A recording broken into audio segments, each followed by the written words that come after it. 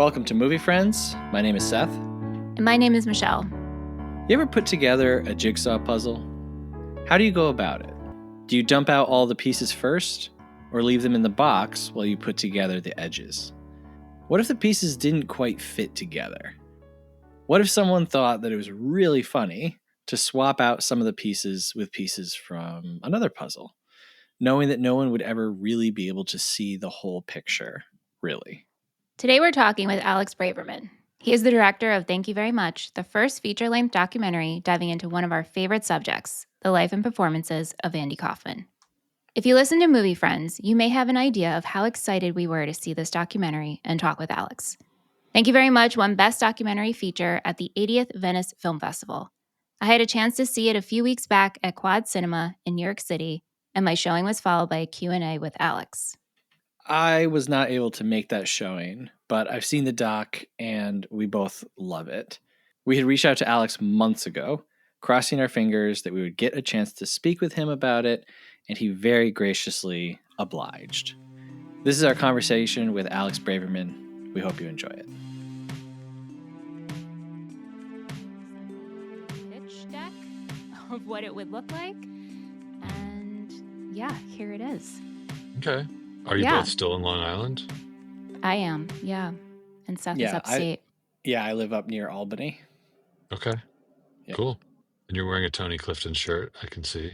I am. I was like, I have to because we're in company of talking about Andy Kaufman.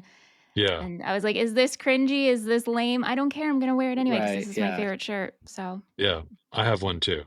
Do you? Look like, you're, well, not now, not on. Yeah. That looks like a Jim Carrey as Clifton shirt. I have a Bob Zamuda as Clifton shirt. Ooh. I got this off eBay. Yeah. And I asked the seller, I was like, do you have any information on like the shirt? There's no tag or anything. Right. And he's like, no, I just found it. It's a super cool find. And I was like, I want it. So thanks. Cool. Well, thank you very much for coming on and talking with us. Like we were mentioning before we hopped on, Michelle and I were anticipating this doc for a while. Both of us are big fans of Andy Kaufman, and Michelle you were doing like a rewatch of Taxi. I was. Growing up, I used to watch Taxi with my dad, and my favorite character was Laka. And so early last year, I started my rewatch, and I was like, I need to research Andy Kaufman. And then it just took over my life, and I was obsessed and told everybody about him, and devoured all the information. Yeah. So it was like, here is this kind of first feature length Andy doc that's coming out. And we were like, how do we see this movie? Where do we have to travel to see this?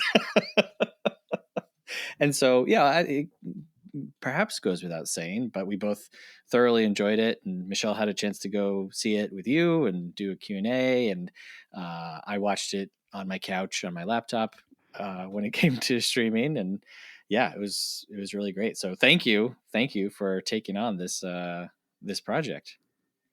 Yeah, you're welcome. I only say it that way just because it was a bit of a Herculean task. Not in terms even so much of like going through the archive, that was a joy, but I just mean like raising the money and getting enthusiasm and backers and making it happen.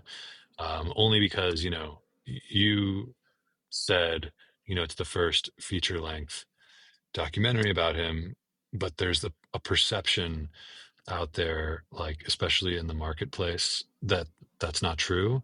It's like, oh my God, another Andy Kaufman documentary. And like, even though there have been a lot of things made about him or featuring him over the years, like I'm of the mindset that this is the first sort of comprehensive, definitive documentary look at his life and career, whereas that took some convincing to make other people believe that. Right. Which is interesting. Yeah. I mean, especially with, Man on the Moon existing. And I think for the people who connected to it, it's a large film. I mean, it's a film that I watched when I was quite young and has always kind of been with me, but The difference between that and what you're doing is that's an interpretation. And of course, you have people involved who knew Andy, and you have Jim Carrey who's doing his best, but it's an interpretation. We know that when you frame something in a film, you're saying something about it, even if you're unintentional or not. And so what's great about Thank You Very Much is it's just Andy, and there's so much footage of just him. And for people who can't get enough Andy Kaufman, unfortunately for me, Andy Kaufman has always been someone who's dead, right? I was born in 88. And so I came into his story with him being a legend. So it's like catnip for and you don't have to like see through Jim Carrey or see through like Foreman's depiction of his life. It's just him. Yeah, I think Man on the Moon would be a great first watch if you weren't familiar with him, so you could just sort of take in that story and then go deeper. Mhm. I think it's challenging for me to watch it now, especially just since I've been so immersed in like the archive of Kaufman. Like I just see a great performance Right. and a great script and great directing, but it does feel like what it's missing is like Kaufman's performances, which is, same if you were to watch like Ray or Walk the Line or Sure. even this Bob Dylan movie. Like I probably would have loved this Bob Dylan movie if I were a teenager and didn't really know, Mm. his music, and it would have made me want to go and listen to it all. So in that sense, like I'm really grateful to Man on the Moon because it I think I was like 18 when it came out, something like that, and it just introduced like people of my generation to Kaufman in a way that was very introductory and inspiring. So prior to that, you've mentioned that your parents produced Andy's Carnegie Hall special, and this was introduced to you as like a really young person. So we kind of know how you got into Andy, but I'm curious how you got into filmmaking. Hmm. We know this is the first your first credit as director for a documentary. You have a few other credits, producers, other places, but for you, do you feel that you stumbled into making Thank You Very Much? Do you feel that this was the trajectory? If so, which which Yeah. one? How did either one get started? Well, I started out professionally as a cameraman, like a Mhm. documentary verite cameraman and sound person, camera person, and I shot a lot of TV shows, like nonfiction TV shows. The Mhm. one I spent the most amount of time on in the early 2000s was a show called First 48, which was like Mhm. a A&E doc series that follows homicide detectives as they're investigating murders, basically. I think I was 24 when I started working on it, and I just was really looking to have an experience. I had shot some other things already, and I had worked on some shows, but I just remember like that show coming on TV one day, the first season, and was just starting to air, and I was like, I could just tell from looking at it that I had the experience and the skills Wow. that they needed, but I didn't necessarily have the credits. But I figured out who the showrunner on it was and emailed him, and he took the meeting, which was weird. And Wow. so I met with him, and he showed me like two episodes in his office. He's like, I want you to watch these two episodes. And he left the room for like an hour and a half. And he came back in and was like, what's the difference between those two episodes? And I was like, I don't know. Like this one takes place here and it's this and that. He's like, I showed you this one because I hate it because it's terrible. And then he just listed like all the reasons that the first one he showed me was good and the second one was bad. And then he just went on this like tirade about, if you want to work on this show, you're the cameraman, you're the producer, you're the audio person, you're the director, Mm, you're getting your own releases, you're buying batteries when they die, you're right. driving to murders, you're staying up all night. Like you're just basically listing like how impossible You're it solving was. the crime. Yeah. Yeah, more or less. He's like, you have to go up to a mother who just lost her son and get her to sign Sure. a release and tell you her life story and all this stuff. And I was like, okay, okay, okay, okay. And he's like, all right, well, thanks for coming in. And I remember like walking to the elevator after that and just being like, And then I went back in his office and I was like, I hear you on all that, but like, that's why I want to do it. That sounds really exciting. And I want to do this. So he called me the next day and was like, you got the job, and sent me to San Antonio. And this was like the beginning of an on and off 6-year period of me working on that show. So I basically like spent years in the field just filming homicide investigations and until I couldn't take it anymore. And then that Mm, led into other experiences of shooting documentaries while producing and directing. I shouldn't say documentaries, but documentary series. hmm. And then like all the while, time's flying by and I'm just aware of the fact that I want to at some point do my own thing that's not necessarily about trauma or Yeah. not necessarily in the field. And I'm also realizing as time goes on that, you know, I'm doing all these jobs, like wearing all these hats, but I'm really like engaging with the story part of it and realizing that other people are better at shooting and lighting and so I'm realizing that I'm more of like a producer or a director. And the Kaufman thing, I probably don't even get started on that till like 13 or 14 years later. To make your own film, to make any film, it's just like you're going to be spending so much time with this subject matter and material that it really has to be something that you're crazy about. And when it occurred to me in 2016 that this hadn't been done, I just felt this urgency to kind of get on it. And because I was a huge fan, it's not like I was all the while like obsessing over Andy Kaufman, but I thought about him a lot. And whenever I saw any Yeah. clips of his, I was, you know, enchanted and hypnotized. And so, yeah, the family connection comes into play in the sense that, like, I didn't feel like I had some spiritual lineage to Kaufman, but Sure. I remember like just going to my parents and saying, like, do you have any way of getting in touch with Bob Zamuda? They hadn't really stayed friends, but they were occasionally in touch. And like my dad dug out like a landline number that he had. Wow. Bob doesn't email, and even when you call him and leave an answering machine voice message, an assistant like once a month will go listen to all his messages and scribble notes down and like take them to him. And if you're lucky, you'll get a call back. And so it took a Wow. while to hear back from him. I think I called the first time in October 2016, and it wasn't until like May 2017 that I was in touch with him and meeting up with him at his house. So that's how this came to be. I skipped over, I guess, 12 years in the middle of working on other things, but that's my background. I'm a documentary, like they used to call it like a one-man band. Sure. And then ultimately like that evolved into producing and directing other Yeah. things. And then I had enough experience and credits at that point to convince Bob to think about working with me and to convince other producers that that was a good idea. But it was a slog, I was not young when we Yeah. started this. Right. Right. It- wow. Well, that's a pretty incredible story of how you got that. I'm really excited to hear you say that. There's such a through line with all of the directors that we speak with, where that story kind of emerges of like, I've done everything and I've had to do it, and I like the one man band thing. So yeah, wow, wow, wow. Maybe in the future, Bob Zamuda will sit people down and show them Man on the Moon, and then Thank You Very Much, and be like, "What's the difference between these two?"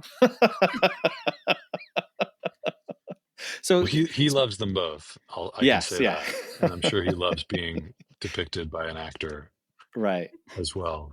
yeah, But yeah, with this one, it was kind of the same too. Not to just go back into that too deeply, but like I think the thing that I'm most proud of with this movie, aside from the fact that people are responding to it, is just that I was able to kind of push it into existence because it did mm, take forever, and it took like there were a lot of times when it was dead and wow, like really dead, you know what I mean? And so just to sort of continue believing that potentially it could happen and harassing people for money and all that stuff. So it is a work of persistence, I'll say. Sure, sure, sure. You're a very humble person, because when you said the thing that I'm most proud of, I thought for sure you would mention, winning best documentary at the Venice Film Festival. I hadn't even thought of that, to be honest, but that goes to show you like how hard it was Right. to just get it made at all. Like I think Yeah. by the time it was done and it was getting into festivals and whatever, the thing I was still in shock about was just that it actually ever came to be at all. Right. And I Mm. do think that that was the hardest part. Like I think, like I said, like I'm into my like 40s as I'm making it. Like I know how to make stuff. Like I knew it was going to be good if we could Sure. get it there, because I knew that Andy's amazing. Like it's not, Right. I can't take credit for like what's in the film. Like that's Right. his life's work, but I proudly take credit for just busting through walls and like willing this into existence. That's the thing that I'm most in shock about. So you mentioned Bob Zamuda and the whole process of like going through the archive. Um, Bob and Lynn Margulies, they're a major, major, major part of this story. And throughout the years, they've put out books and interviews and different things. I know Michelle was mentioning when she was at the Q&A, you guys briefly touched on how they kind of received this thing from Andy about keeping him alive, like producing stuff every year. But not everything that they've put out has been like fully factual, I guess I'll say that way. So jumping into this, were you hesitant at all about the possibility that they weren't being forthright with you? I think that you can tell when they're lying, Okay. personally.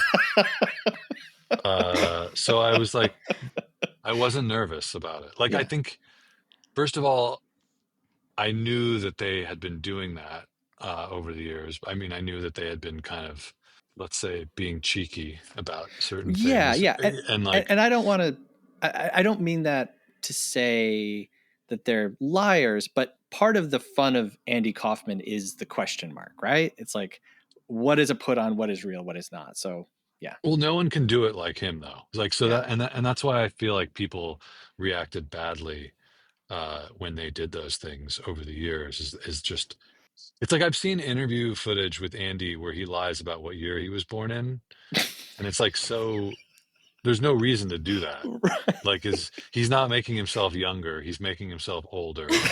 It's totally like verifiable, like right, what year he was right, born in. And so it's just purely, it doesn't, I couldn't even say why he's doing it. I don't know if it's for his own amusement or just to like try to get caught or whatever. But like when other people do that, it just doesn't work.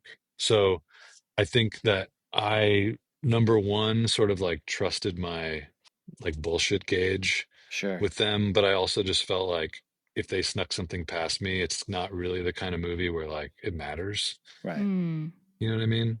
yeah, absolutely, So yeah, like there might be things in the movie that are not true that I don't know about and I don't really care. And then there are things that are in the movie that aren't true and no one else has picked up on them yet too. You know what I mean? So it's sort of sure. like Yeah.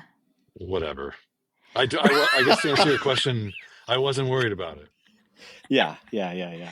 What was your process like going through the archive and putting together a story? Because there is this narrative throughout the film that surrounds the idea that maybe Andy is the way he is because of how his parents dealt with his grandfather's passing. They lied to him instead of telling him the truth, which made young Andy feel rejected and abandoned. So, did you learn that while going through the archive and then this kind of set up the film?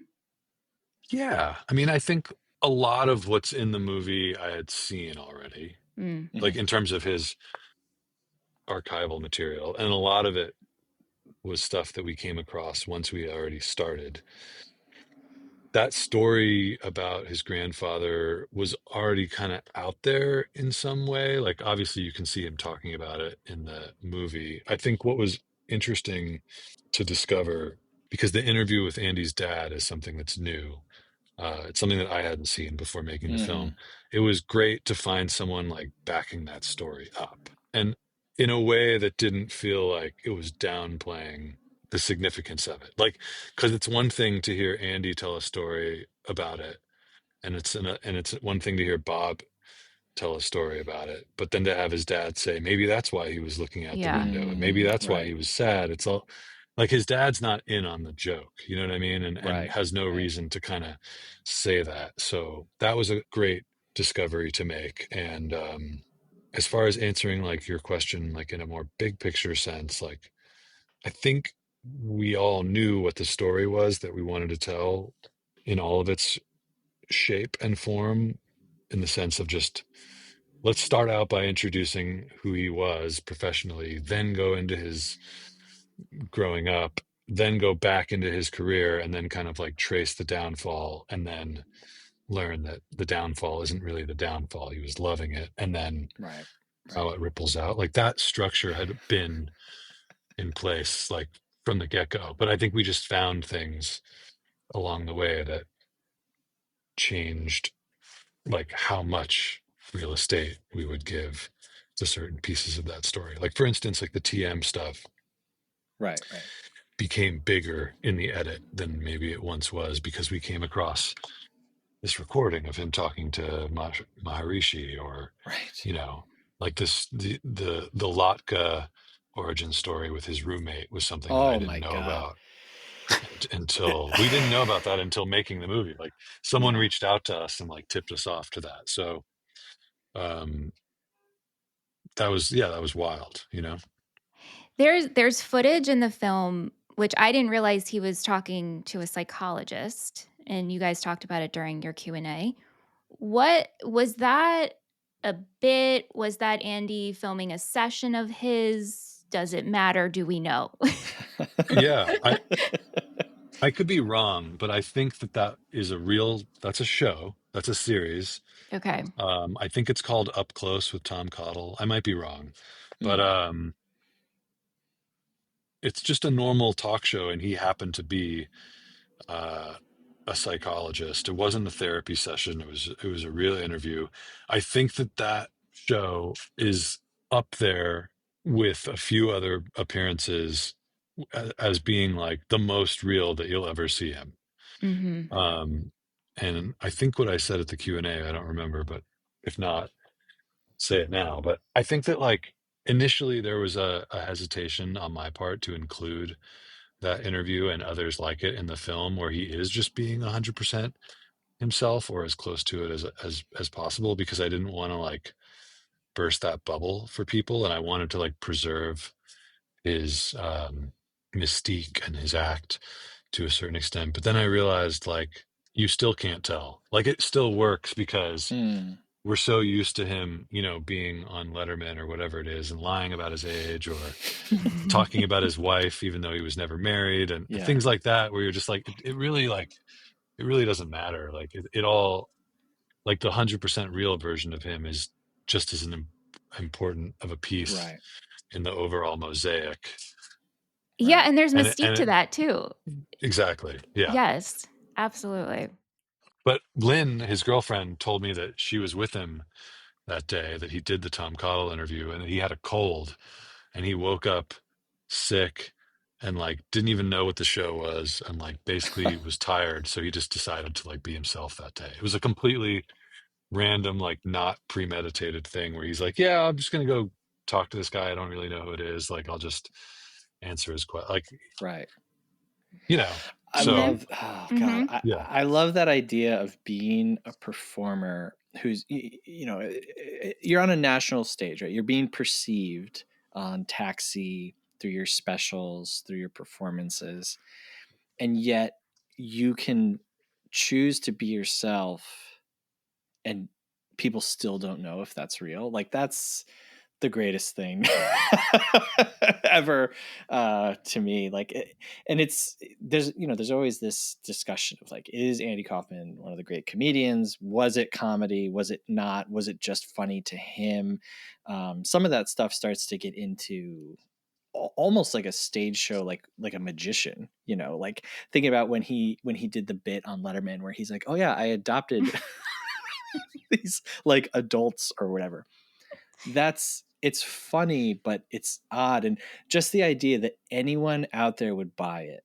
That's, yeah, I I love that so much. Yeah. Well, we're also just constantly projecting things onto him. Like the idea of like all of his bits have a lot of different significant ways that they could be viewed. Like the one where he's adopting the adult children or whatever, mhm. like that today could be viewed through the lens of race and Sure, class sure. and you know, the bit about Jerry's Deli could be viewed as like a commentary on like the economics of Hmm. Mm-hmm. show business and why would anyone stoop to a job like that when they're like making Right. $35,000 a week at the same time on a TV show. And but like I truly don't. I think that like we're projecting all that onto him and his work, and in reality, like every single one of those things for him was like, you know, it'd be cool is if I did this or this would be Right. funny. And he's clearly like absorbing the world that he's a part of. And the reason that he thinks it's funny is because he's, you know, smart and on planet Earth and observing all these things. But I don't think that he's thinking like, what would be a cool way to comment on this? So, oh, Right. I know, I'll do that. I think he was just like, that seems cool. Yeah. Yeah. Well, even like gender stereotypes with the whole women wrestling thing, that Exactly. was my earliest memory of Andy Kaufman as a child, were adults in my life slamming him for doing that because they thought it was real. And they thought that he was like this big sexist guy. And I remember as a kid being like, that's, you can't wrestle women. That's so like Yeah. it worked. Like it worked. Yeah. Or the other people that are so interesting and funny is the people that know it's a bit and they're still mad at him, you know? But I also understand that. Like if you went out today and in the world that we live in and just made a lot of like misogynist jokes or racist jokes or whatever, and then someone was kind of like mimicking you or went out and did it because they were inspired by you, it's like Right. that's a conversation that we have too, you know, like Yeah, absolutely. anyway. Yeah. Yeah. And I'm curious, as someone who you've been living with this material and living with this person throughout the process of making the documentary, but you also live in the year 2025. And like for me, when I think of Kaufman's performance, this lifestyle, in an interview that you did, you described Kaufman as a 24/7 performance artist, right? And I love that, love it when he does it. But do you find that there's just something so different about what he was doing versus what, like, I guess I would say like YouTubers and TikTokers nowadays who are just 24/7 live, they're doing pranks in public and do you find a big difference between those two things? I don't know enough about YouTubers and TikTokers to really answer that, but like I see a connection between him and someone like Marina Abramovich or David Blaine or someone Mm-hmm. like that, where maybe it's in a different medium, Mm-hmm. but like no matter what they do, it feels like what are they gonna do? You know what I mean? Like Mm-hmm. that's Right, right, right. or like if we wanted to keep it in the comedy world, like Nathan Fielder is someone that I don't feel like you can he's not out there like explaining what he's doing, but like it's really obvious Yeah. in a good way Mm-hmm. Yeah. what he's doing and what he's commenting on and like I you know so I really admire him. I think like Tim Heidecker is someone else that like Sure. even though nowadays he's more like just a normal guy, like there's still like an edge to it and you kind of sort of can't tell 100% what he's doing. So and that's like an essential element for anyone who's sort of trafficking in this area where like that's what preserves an audience's attention, in my opinion, is Mm, like the sort of even if it's only 1% question of what's happening, like that's enough to sort of like keep me at least. right. Um, Mm-hmm. but yeah, I don't really know what's going on with YouTubers and TikTokers. I just know that like when I said that he was a 24/7 performance artist, I just mean like he never lost like the sparkle. Like Mm, even when he's just being himself, you can't tell if it's I don't know, there's a charm to it. right. It's always there's always some element of like, what is he doing? Yeah. Why is he doing it? What's going on Yeah. here? Is it funny? Is it not funny? Do I like it? Do I not like it? Right. It's making me feel something. Yeah. Yeah. It's not like passive entertainment. Right. Right. Yeah. You have to wrestle with it a little bit, and you have to. I love when when we talk about film, we talk about director's intent, right? The creator's intent, and what is that? Can we know it? Especially for people who've gone on many years and never really commented on it. And sometimes the intent is so clear, and you experience it and you enjoy it, but you don't necessarily leave with anything but the memory of enjoyment. Where when you experience art like Kaufman, you're like thinking about it. You're like, did he think that was funny? Did he think that was rude? Did he think that was nice? And yeah, that's yeah. So you're immersed, you're submerged in all this stuff. Did you come away from it with like a new favorite bit? When we were going through all of his stuff last year, and we discovered the interview that he does with his girlfriend at the tall desk. For days we were just like, this is the most insane thing we've ever seen. Yeah, it consumed me for a good while. Yeah. Cause I don't know. Like, is that real? I don't know. I don't know. It's just, and even like it's real in this sense because I can see it, right? And so having just a conversation with, and you're just sitting up high and someone's sitting low, that's funny. Like the physical idea of that, the visual idea of that is funny. And then of course their fight, which was orchestrated, and the argument they get into, whether or not that's real or not. But Yeah. Well, it's like there's this other project that I worked on last year that was about the Stanford prison experiment, Yeah. Oh yeah. which just very briefly, bunch of college age students assigned to be prisoners and guards in a mock prison, and like one of the guards, this guy Dave Eshelman, was basically like acting the whole time, like he was pretending to be like a Southern guard. They called him John Wayne, but he was basically modeling himself after one of the characters in Cool Hand Luke. And some of the prisoners thought he was hilarious and loved it, and some of them were like really upset and traumatized by him. And one of the prisoners has this great line in the show where he basically says, like, in response to Dave defending himself and saying like, I was just acting, this other prisoner Clay basically says like, all life is real life. There is no, it doesn't matter if you were playing a role or not, or if I was playing a role or not. Like, you did what you did, and it affected me the way that it affected me. Right. It doesn't Right. matter that we're in a mock prison or that we know we can get out or whatever.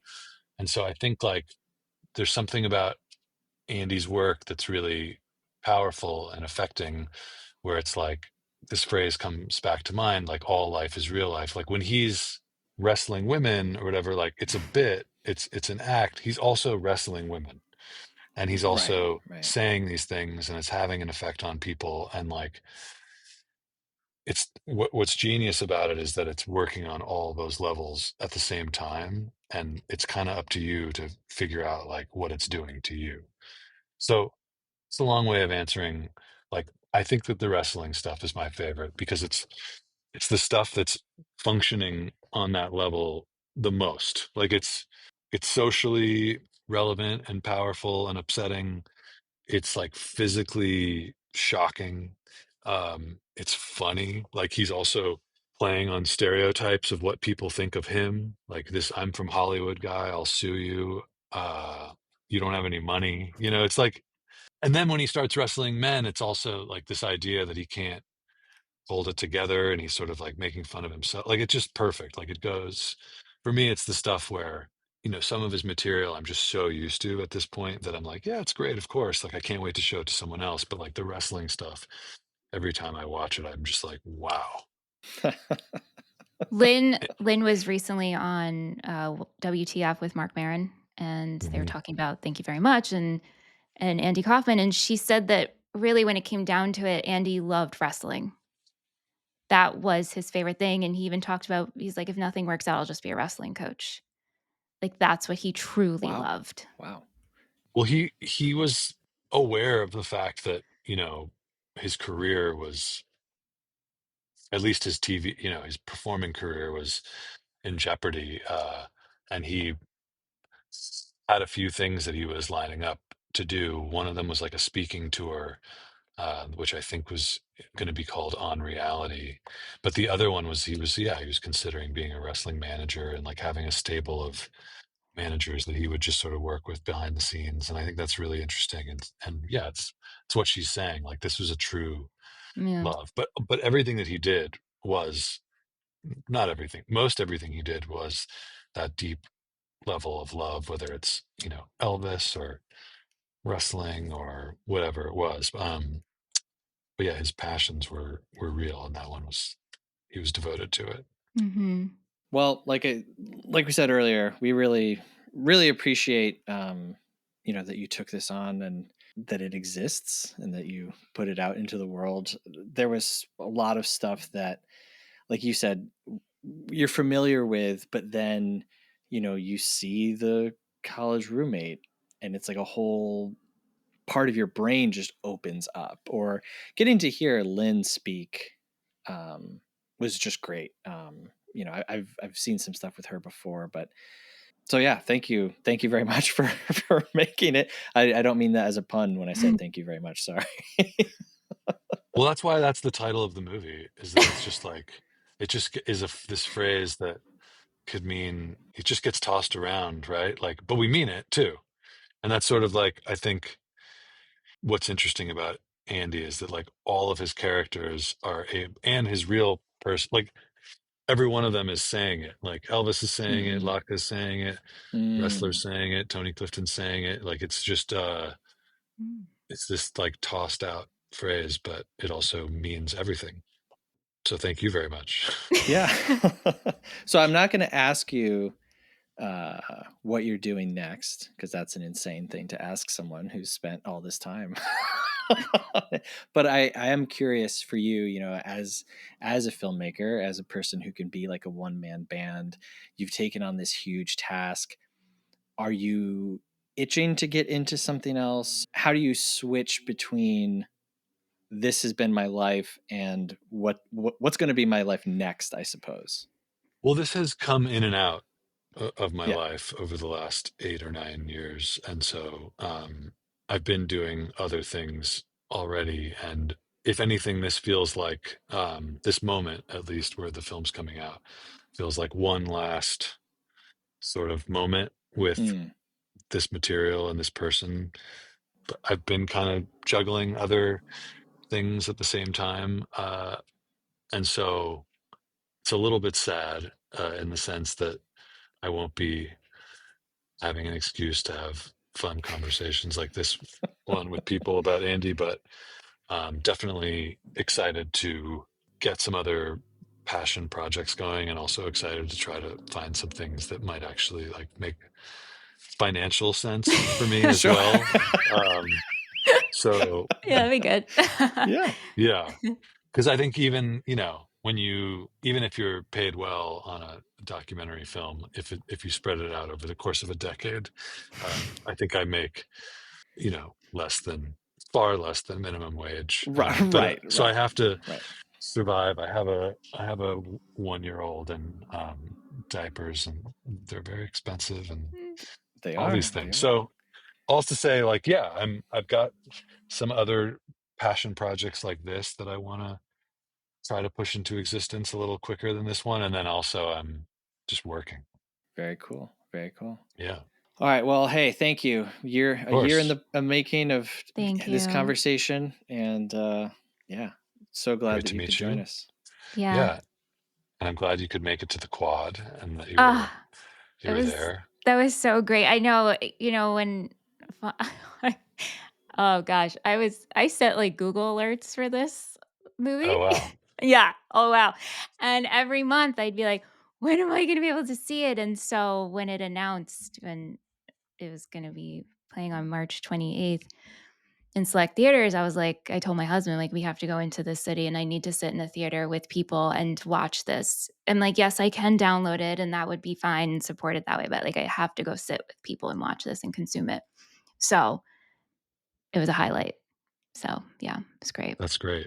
Yeah. I wasn't in the room until the very end, but did it play well? Were people into it? Yeah. Yeah, Okay, people were into it. cool. I was very curious. I'm like, I wonder what this crowd, like, who are the people going to be?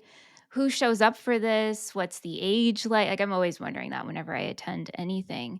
And we were all laughing when we were supposed to laugh. And I'm sure we were tearing up when we were supposed to tear Yeah. up. And we felt all the things. But Quad Cinema Cool. seems like a really cool cinema. So I was glad to experience that as well. Yeah, they're nice too. Yeah, they seem great. Okay, great. Well, thanks. Thanks, All right. Alex. Thank you, man. Of course. Thank you very much to Alex Braverman for coming on and talking with us. Michelle, it happened. Wow. Thank you, Alex. This was great. I said in the beginning that we reached out to him months ago, and he responded to us. Like, it's not like it took us months and months of talking to him. So. Oh, no. It's been an ongoing thread since end of June. Yeah. Last year. And we don't really reach out to people all the time. No. Like, hey, talk to us. But no, we don't. Yeah. But this one, it was really, I was like poking the bear. The bear is Seth. I mean, like, Seth, what do you think about this? I'm the bear. No, it's a bad comparison. Yeah. Symbol. But you know what I mean. Yeah. Seth knows what I mean. Because Seth was the person being poked. But it's like, wow, to talk with the guy. I know. Who does the Andy doc. I know. And like, I was so amazed that no one has ever done this. Right. I mean, or in like this capacity, right? Because Lynn made a doc. She made the documentary I'm From Hollywood. Mm-hmm. And then we have Jim and Andy, which really was just covering Jim Carrey's performance and how his method of getting into the mind of Andy. But in this way, we haven't had a documentary like this before. Yeah. And I'm grateful that we do now. Very grateful. And what a nice guy. So nice. Like, I would vote. Are we doing superlatives right now? No, like, I would vote for Alex Braverman for president. If he wanted to be. Well, I mean, of course, I'm not going to write him in. Write Alex Braverman in the ballot? Yeah. And then he just wakes up one day, Mr. Braverman, you won 39% of the vote. You've been called into office. Yeah. Wow, what if that happened? Anyway, but yeah, super nice guy. Really glad we got to talk to him. And this year-long journey has come to an end. No, it hasn't. Oh. Well, I mean, I guess with this particular doc, but like the Andy Kaufman journey will never end. No, absolutely not. If you haven't seen it yet, be sure to rent or purchase. Thank you very much. Currently available on streaming services. Look, folks, they don't hand out Best Documentary at Venice to just anybody, okay? It's good. It's worth your time, especially if you're a Kaufman fan. All right, thanks, Michelle. Thank you, Seth. Thank you, Alex Braverman. Thank you, Andy Kaufman. And thank you for listening. Till next time, have a good one. Movie Friends is produced by Seth Vargas and Michelle Rubenstein. Theme music by Jean Marie Vargas. Visit us at our website, moviefriendspodcast.com, and please subscribe and rate our show wherever you are listening. You can support Movie Friends at patreon.com/moviefriendspodcast. Thanks for listening.